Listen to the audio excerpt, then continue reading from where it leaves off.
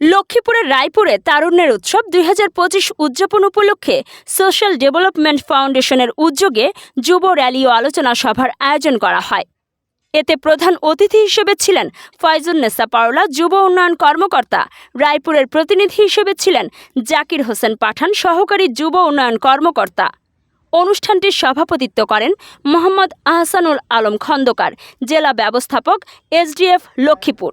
সঞ্চালনা করেন মোহাম্মদ হুমায়ুন কবির, ক্লাস্টার কর্মকর্তা ১ নং ক্লাস্টার, রায়পুর, লক্ষ্মীপুর।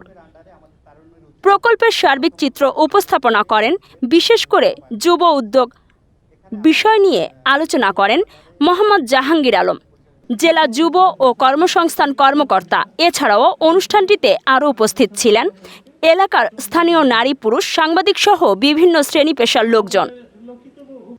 সংস্থাটির কার্যক্রমের মধ্যে রয়েছে এককালীন অনুদান এবং বিভিন্ন কাজের প্রশিক্ষণ, বর্ণাঢ্যদের সহযোগিতা করা সহ সামাজিক উন্নয়নে অংশগ্রহণ করা। এতে করে উপকৃত হচ্ছে কয়েক হাজার বেকার নারী ও পুরুষ। অনুদান দিচ্ছি, ওটিটি বলি আমরা।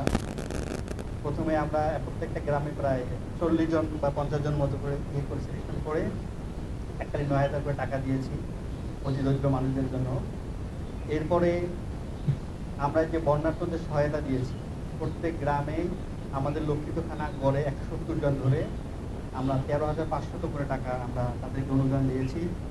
এরপরে আমাদের প্রত্যেকটা গ্রামে 7 জন মাতৃত্ব ভাতা পেয়েছে এবং 1 জন করে সিজারিয়ান ভাতা পেয়েছে। এছাড়াও আমাদের আন্ডারে সাবান বিতরণ হচ্ছে, এখন চলমান আছে বিনামূল্যে সাবান বিতরণ। এরপরে আমাদের ওষুধ বিতরণ হয়েছে 2 বার, এই কিশোর কিশোরীদের জন্য বিভিন্ন ধরনের ভিটামিন ট্যাবলেট, তারপরে হচ্ছে আপনার কৃমিনাশক ট্যাবলেট, এগুলো আমরা বিতরণ করেছি 2 দফায়।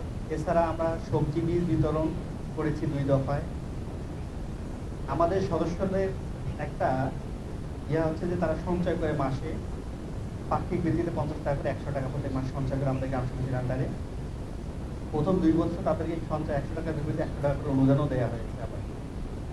তো এইরকম করে দেখা গেছে আমাদের সংগঠন বাস্তবায়নের জন্য বিভিন্ন সহায়তা আমরা দিয়ে আসি।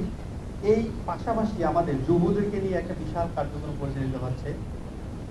সমস্যা হচ্ছে আমরা গ্রামের আমাদের কমিউনিটিকে চেষ্টা করছি তাদেরকে বোঝানোর জন্য এবং অনেকটা সফল হয়েছি। আমাদের যে টার্গেট ছিল সেই টার্গেটটা আমরা অলরেডি অ্যাচিভমেন্ট করে ফেলছি। আমাদের সামনে আরও কিছু টার্গেট, বেশ কিছু টার্গেট দেওয়া হয়েছে সরকারের পক্ষ থেকেও। এটা খুব জোরালোভাবে এটাকে ধরছে যে এই বিশাল জনগোষ্ঠীর কর্মসংস্থান নিশ্চিত করতে হলে অবশ্যই তারুণ্যের উৎসব ২০২৫ উদযাপন উপলক্ষে সোশ্যাল ডেভেলপমেন্ট ফাউন্ডেশনের উদ্যোগে একটি যুব র্যালির আয়োজন করে র্যালিটি রায়পুর শহীদ মিনার থেকে শুরু করে এর নতুন বাজারে গিয়ে শেষ হয়। সংখ্যা হচ্ছে 7,44,660 পরিবার।